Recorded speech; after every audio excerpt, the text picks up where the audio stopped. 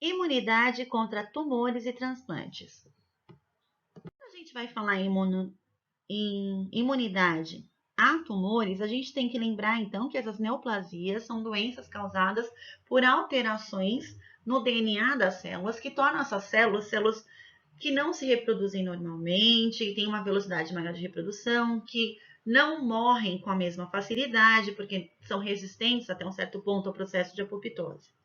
E o que acontece? A presença dessas células neoplásicas ou tumorais pode gerar o aumento de volume de um determinado órgão, causando um tumor, certo? Essas células tumorais ou neoplásicas, elas podem ser benignas, limitadas ao tecido de origem, que vai apresentando um crescimento organizado e lento, sem invasão tecidual, ou elas podem ser malignas. As malignas apresentam um crescimento desorganizado e rápido, comprometimento funcional tissular, ou seja, o tecido deixa de ser organizado, ele perde sua função original. As células malignas também, elas geram invasão de tecidos ao redor e também podem causar metástase para tecidos distantes, certo? Então, o que acontece? Existe uma interação entre os mecanismos de evasão, que é o que o tumor faz para escapar da resposta imunológica, e da resposta imunológica do hospedeiro. E isso vai fazer com que você consiga eliminar ou não o tumor através da sua resposta imunológica. Para que isso aconteça, é necessário que haja o reconhecimento de antígenos tumorais, tá? Que apresentam uma estrutura molecular conhecida e cuja expressão, ou seja, a presença deles, também permite com que haja esse reconhecimento. Quem vai reconhecer? Os linfócitos T, CD8, certo? Aqui, nessa tabela, nós vemos os principais tipos de antígenos tumorais. Então, existem os normais superexpressos, tá? Então, quais são as características dele? Eles são antígenos normais, que normalmente são poucos expressos por células normais, mas que, quando a célula se torna uma célula neoplásica, ela começa a apresentar esse antígeno em alta concentração, tá? E a gente vê essas proteínas MAGE que estão presentes em melanomas e carcinomas. Existe também antígeno tumoral produzido por mutação. Nesse caso, são proteínas alteradas devido à ação de agentes cancerígenos. Isso vai fazer com que ocorram mutações aleatórias. Existem antígenos tumorais que são relacionados a vírus oncogênicos, ou seja, vírus que fazem com que você tenha o desenvolvimento de um tumor. Nesse caso, as proteínas são alteradas e codificadas pelos vírus oncogênicos de DNA. Principal exemplo é o carcinoma de colo de útero, que também pode acontecer em orofaringe, causado pelo HPV. Nós temos antígenos tumorais oncofetais, que são expressos normalmente por células e tecidos fetais, mas que também são expressos por tecidos tumorais. Nesse caso, a gente vê como exemplo antígeno carcino embrionário, que a gente chama de CEA, e a alfa-proteína, fetoproteína, tá? Ou alfa-proteína fetal, por isso que eu estava falando ao contrário. E, finalmente, existem antígenos tumorais que permitem diferenciação de tecidos específicos. O que significa isso?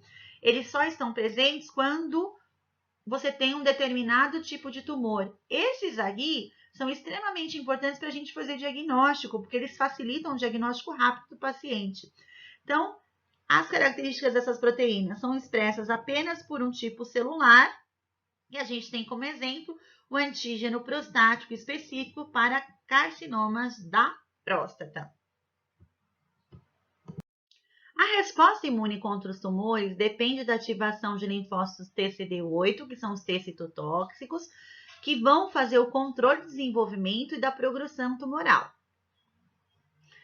Como que isso acontece? Qual é o mecanismo efetor, então? Então, essas células tumorais vão ser induzidas à apoptose pelos linfócitos TCD8, por quê? Porque os antígenos tumorais são ligados a moléculas de MHC de classe 1 e são, então, apresentados para esses linfócitos TCD8. Além disso, né, o que vai acontecer? Existe a secreção de TNF-alfa, interferon gama, que aumenta a expressão de MHC de classe 1 em células tumorais. Para que isso? Para facilitar o reconhecimento desses antígenos tumorais pelos linfócitos TCD8. E também acontece a produção de anticorpos específicos contra os tumores, tá?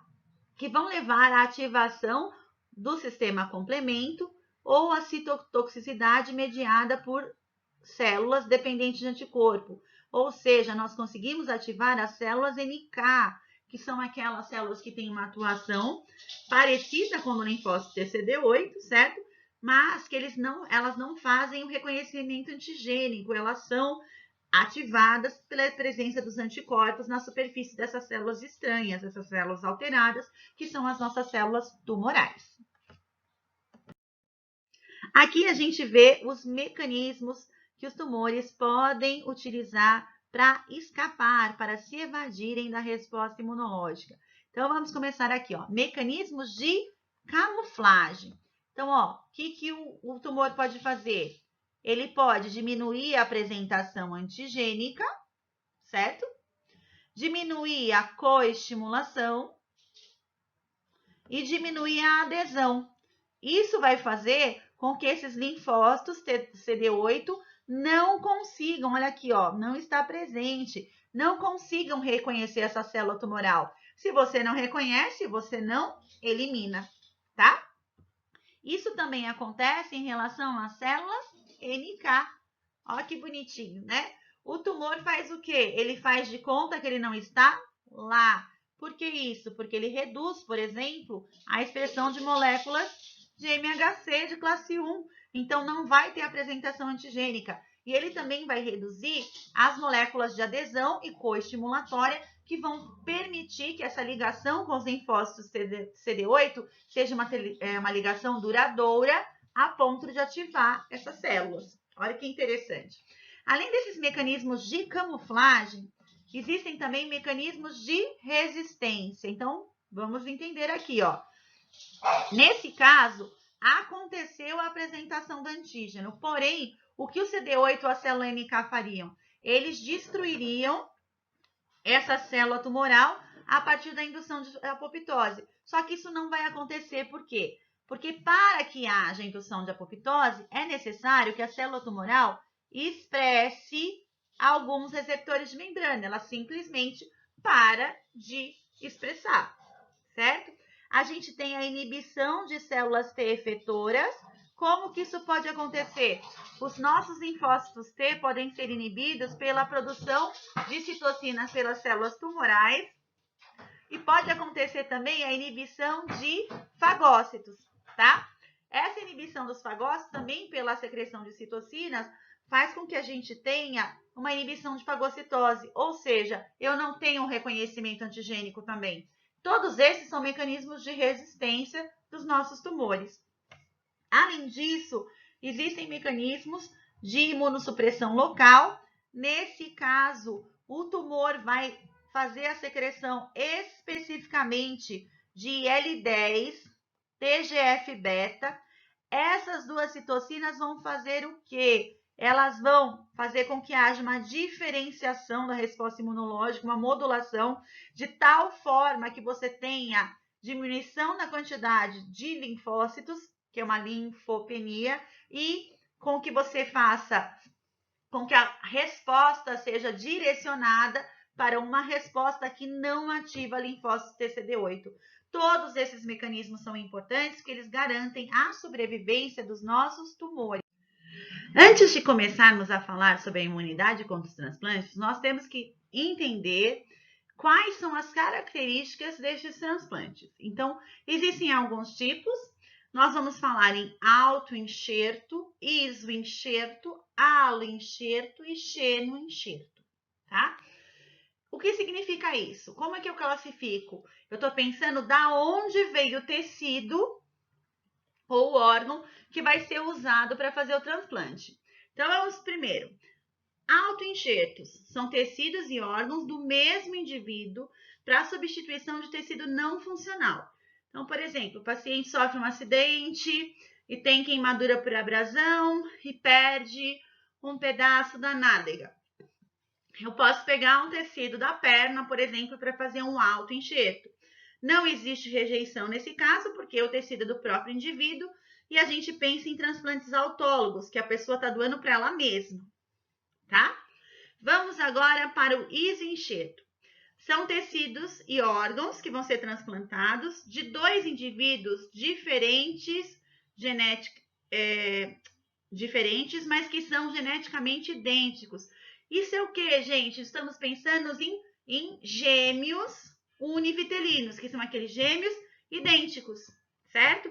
Não tem rejeição também, e a gente fala de transplante singeneico. Por quê? Porque são gêmeos idênticos.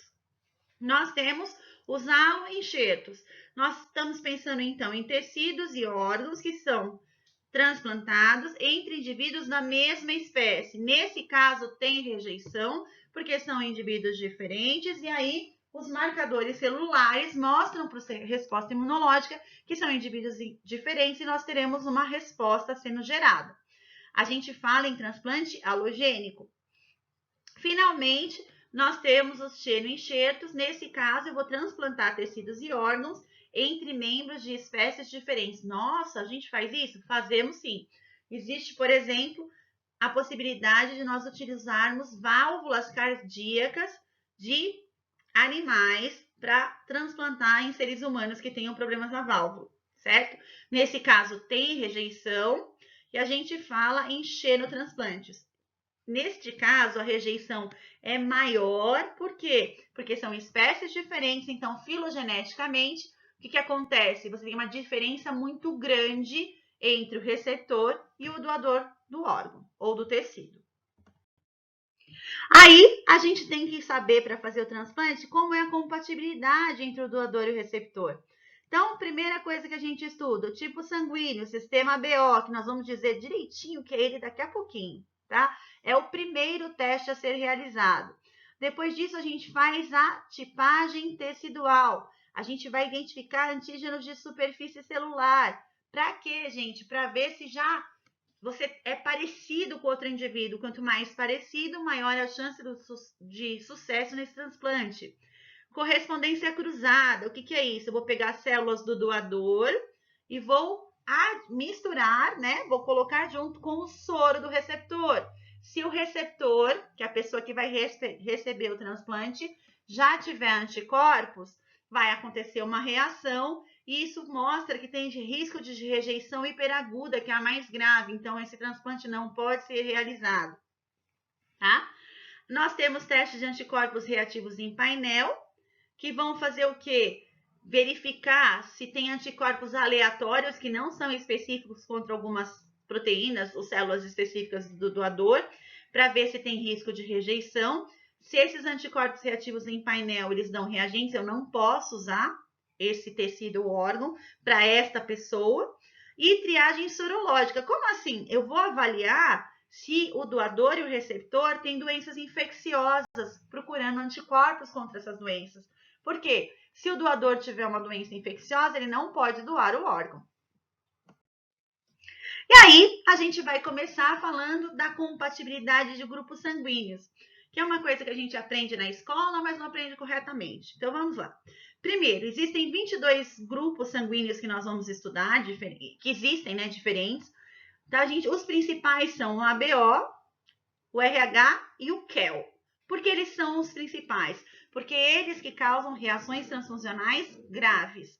São os mais importantes para a gente, certo? Então, para determinar esse sistema de grupo sanguíneo, a gente vai ver o quê? Antígenos de superfície presente nas hemácias, que são codificados por genes únicos ou alelos múltiplos. Quando é alelo múltiplo, é quando a gente vai ter codominância aparecendo, tá? Então, essas manifestações fenotípicas são determinadas por dominância, codominância e homozigose. Então, vamos ver quais são os antígenos importantes que nós temos na superfície das nossas hemácias. Os polissacarídicos, a gente pensa no sistema NN, Lewis I, P e ABO. Nós vamos discutir com detalhes o ABO, tá? E nós também temos antígenos proteicos do sistema KEL, JK, DUF, HLA e RH. E a gente vai discutir com bastante detalhe o RH e o HLA, tá bom? Então, vamos começar agora com o sistema ABO. Quando a gente fala em sistema ABO, então, são antígenos determinados por 3 genes alelos, tá? Que vão codificar a presença de uma glicosiltransferase. O que essa glicosiltransferase faz? Ela vai ser responsável pela presença do antígeno na superfície da hemácia. Então, no alelo A, a gente tem a N-acetilgalactosamina, certo? No alelo B, eu acho a D-galactose e o alelo O não tem nenhum sacarídeo de membrana, tá? Então, a gente vai ter o seguinte, grupo sanguíneo A, antígenos A, presentes na superfície da hemácia. No soro desse indivíduo tem anti-B e o genótipo desse indivíduo é azão-azão ou azão e o recessivo, né, que seria o relativo ao O. No B, no grupo sanguíneo B, o que a gente vê? Os antígenos presentes nas hemácias são um B e os anticorpos presentes no soro são um anti-A. A gente já vai entender por quê, tá? No grupo sanguíneo AB, nós temos os 2 antígenos e nenhum anticorpo. E no grupo sanguíneo O, a gente não tem nenhum antígeno, mas a gente vê a presença tanto do anti-A quanto do anti-B. E o indivíduo que é O, ele é 100% recessivo. O indivíduo que é AB, ele apresenta codominância. E aí, da onde vêm esses anticorpos que já estão presentes naturalmente nesses indivíduos, tá? Então, eles são produzidos sem que haja exposição prévia a outro tipo sanguíneo, certo? Eles são produzidos em resposta a antígenos não presentes na hemácia do indivíduo, claro, né? Porque senão nós teríamos a destruição dessas hemácias pelos anticorpos. E a produção desses anticorpos naturais que estão presentes é iniciada após os 6 meses de vida e a produção máxima delas acontece entre os 5 e 10 anos de idade. Como essa produção acontece? Ela é estimulada por contato com antígenos parecidos, semelhantes, presentes em alimentos ou produzidos pela microbiota intestinal. E para que a gente não tenha problema, quem é sangue A só produz anti-B. Quem é do sangue B só produz anti-A. Quem é sangue AB não produz nenhum desses anticorpos e quem é sangue O vai produzir os 2. Temos também o sistema RH. Quando nós falamos do sistema RH, a gente está pensando no quê? Nos antígenos proteicos codificados por genes polimórficos, ou seja, você tem uma variação, tá? Então, a gente pensa em RHD, RHCE, tá? São genes híbridos. Então, o que a gente sabe disso? São 49 antígenos RH diferentes, sendo que o antígeno D é o mais imunogênico. E o que acontece, então? Anticorpos anti-D só são produzidos após o contato com o sangue RH positivo. Então, isso acontece em reações em que haja um contato prévio, ou por transfusão de sangue, ou durante a gestação. Então, vamos entender aqui, ó. Quem tem sangue RH positivo tem nas suas hemácias antígeno, tá? D. O genótipo é desão ou desão-desinho, ou seja, ou esse indivíduo é homozigoto dominante ou ele é heterozigoto. E quando eu olho, então, o grupo sanguíneo RH negativo, ele não tem esse antígeno presente na hemácia e ele é homozigoto recessivo. Ele é desinho. Tudo bem? Vamos entender como acontece a doença hemolítica do recém-nascido ou eritroblastose fetal. Essa doença é causada por uma incompatibilidade de RH materno-fetal, certo? Então, o que acontece? Nessa doença, a mãe é RH negativo e ela engravida e o feto é RH positivo. Na hora do parto, ou caso haja algum problema na placenta, as hemácias fetais entram em contato com o sangue materno e isso vai gerar sensibilização materna. Como eu disse para vocês, eu posso ver por parto normal prolongado isso acontecendo, sangramento espontâneo por amniocentese, que é uma forma de coletar a amostra durante a gestação, para coletar a amostra do embrião, do feto, certo? E a gente sabe que quando ocorre incompatibilidade do sistema ABO, o risco é menor. Pior para a gente é incompatibilidade de RH, ser positivo ou negativo, tá? No caso de incompatibilidade ABO, a chance de hemólise, que é a destruição das hemácias do feto, é muito menor. Então, vamos entender essa figurinha aqui, ó. Na primeira gestação, tá escrito aqui, ó, primeira gestação, first pregnancy. O que acontece? As hemácias desse bebê, que são RH positivos, durante o parto vão entrar em contato com a circulação materna. Isso vai fazer com que a mãe seja sensibilizada e ela vai começar a produzir anticorpos anti-D, ou seja, anticorpos contra esse RH, que ela não tinha. Importante, a mãe, para que isso aconteça, ela é sempre RH negativo. Com essa produção de anticorpos, a mãe vai produzir inicialmente qual anticorpo que a gente sabe? IgM, certo? Só que depois de um tempo, ela vai trocar esse IgM por qual? IgG. E ela vai apresentar essas células de memória. Daí o que acontece? Na segunda gestação, né? O bebê também é RH positivo. Essas células de memória vão produzir IgG, certo? E este IgG vai da circulação da mãe para a circulação fetal. E o IgG vai fazer o quê? Ele vai destruir as hemácias desse feto, causando a eritroblastose fetal. Então, essa doença só acontece se uma mulher RH negativo for sensibilizada durante uma primeira gestação por um feto RH positivo, e essa sensibilização vai gerar a presença de células de memória que reconhecem o antígeno D, que faz o RH ser positivo.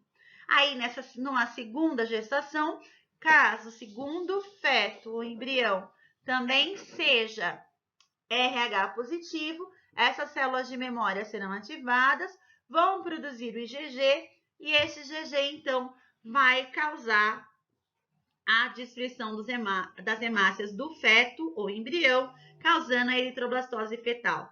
E aí, como é que eu faço para proteger esse feto? Eu vou usar o soro, atenção, soro de Rogan. Está escrito aqui, ó. Por que chama Rogan, ó? RH, olha que legal, já ajuda, certo? Então, o que eu vou fazer?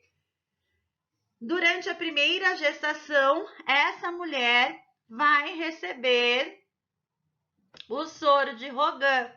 O que esse soro de Rogan tem? Ele apresenta anticorpos prontos, anti-RH, que vão destruir as hemácias fetais que entrarem em contato com a circulação materna, e isso vai impedir que haja sensibilização da mãe e, consequentemente, ela não vai produzir células de memória e ela não vai prejudicar o próximo feto, certo?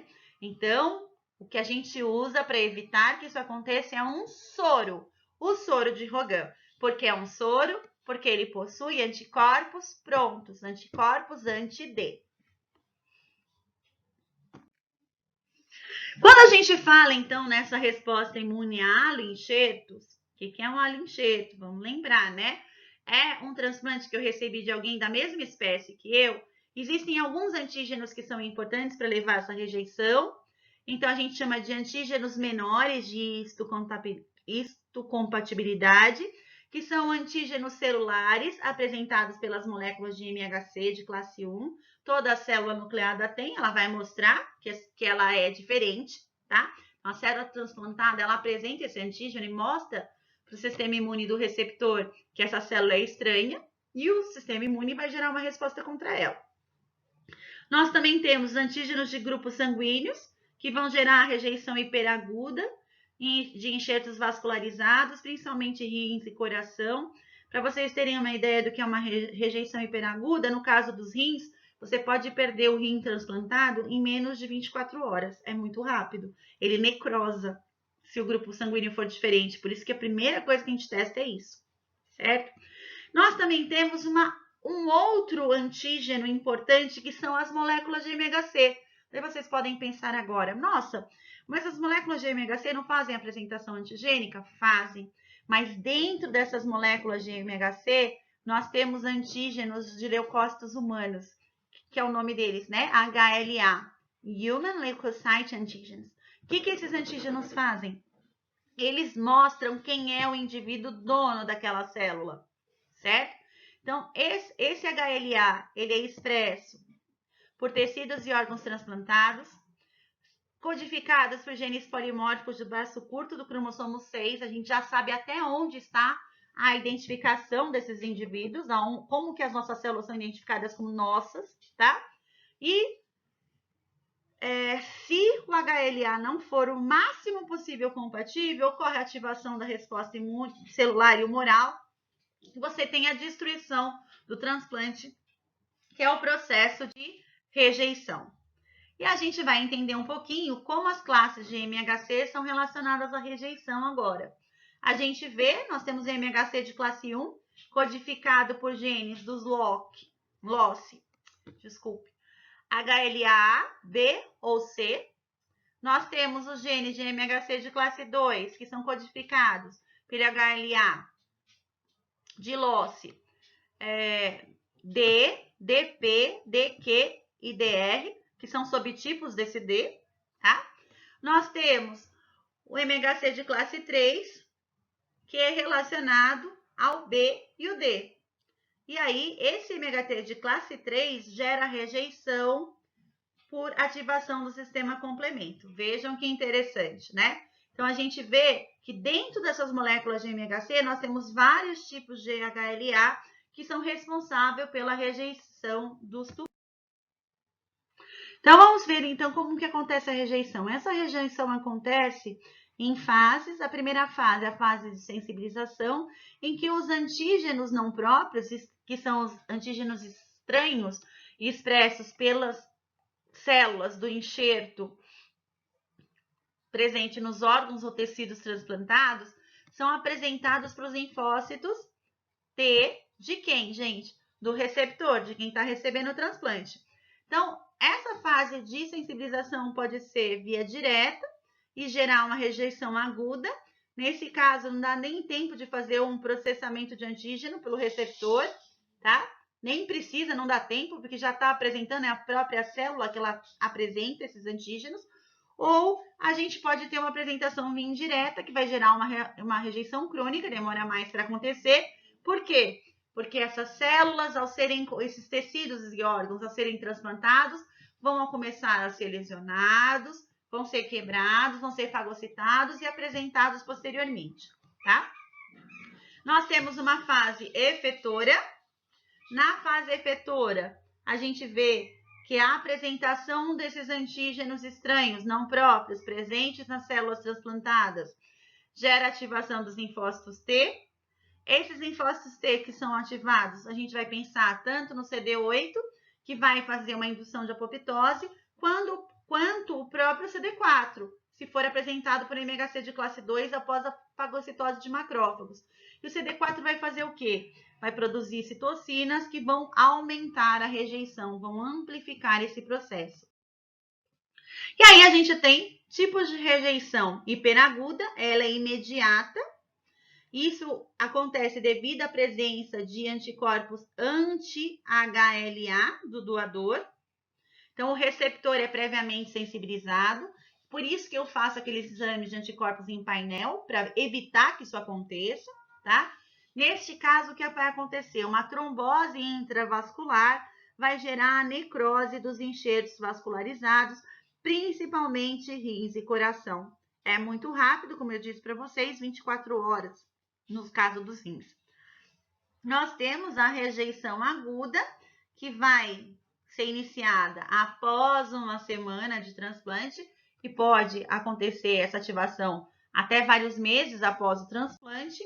Nesse caso da resposta aguda, né? A gente vai ter uma resposta T dependente, que vai gerar apoptose, ou B dependente, devido à produção de anticorpos. Nesse caso, a gente vai ver a presença de lesões vasculares e parenquimatosas, levando a necrose endotelial. Se eu tenho necrose no endotélio vascular, eu vou ter uma modificação de hemodinâmica. Esse enxerto, né, o transplante, o órgão transplantado, vai deixar de ser nutrido e ele vai, então, acabar necrosando. E nós temos também essa rejeição crônica, que ela é mais demorada. Ela demora por quê? Porque ela só acontece devido à proliferação de células musculares lisas endoteliais, que vão gerar uma obstrução da artéria. Essa obstrução leva à necrose do órgão transplantado. Por quê? Porque você tem a diminuição de aporte de oxigênio e de sangue, que faz com que esse órgão acabe morrendo, tá? A gente vai ver nesse caso a fibrose do órgão transplantado acontecendo antes que haja a necrose. Para evitar que ocorra a rejeição, existe então a possibilidade de nós utilizarmos medicamentos que vão impedir essa resposta imunológica de acontecer. No caso da rejeição de órgãos transplantados, os medicamentos que nós utilizamos são os medicamentos imunossupressores. Então, existem alguns tipos de imunossupressores, a gente vai falar nos citostáticos e antimetabólitos, que fazem o quê? Eles bloqueiam a proliferação e a diferenciação dos linfócitos, tá? Só que esses fármacos, eles não são muito específicos, então eles acabam bloqueando a proliferação de outras células também. Existem alguns procedimentos que nós chamamos de procedimentos linfotóxicos, que visam a eliminação de linfócitos T efetores, que já estão ativados. A gente pensa, nesse caso, na radioterapia, certo? Em que eu vou fazer a concentração num local exato. A esplenectomia, que é o quê? A retirada do baço. Timectomia, que é a retirada do timo. E a gente pode usar também corticosteroides, tá? Para não permitir que esses linfócitos efetores sejam produzidos, porque os corticosteroides não permitem a ativação dessas células. Além disso, nós temos também um tratamento mais recente, que é a imunofarmacologia. Através da imunofarmacologia, o que nós fazemos? Nós fazemos a modulação da resposta, ou seja, a regulação seletiva de subpopulações de linfócitos T. Como nós fazemos isso? Utilizando citocinas, certo? É uma terapia mais nova que gera menos efeitos colaterais. Nós também temos anticorpos monoclonais, que são específicos para conjuntos de linfócitos, geram menos efeitos colaterais ainda, vão atuar exatamente no que eu preciso. E a gente sabe, a respeito dessa terapia, que a associação de fármacos eficazes, mais seletivos e mais tolerados, vai melhorar, né, esses efeitos colaterais. Porque eu não quero que, para conseguir evitar o transplante, meu paciente tenha uma infecção muito grave e acabe morrendo. Então, se eu não usar um fármaco mais seletivo, eu vou ter uma inibição total de resposta imunológica e, consequentemente, esse paciente vai ter uma grave doença sendo desenvolvida.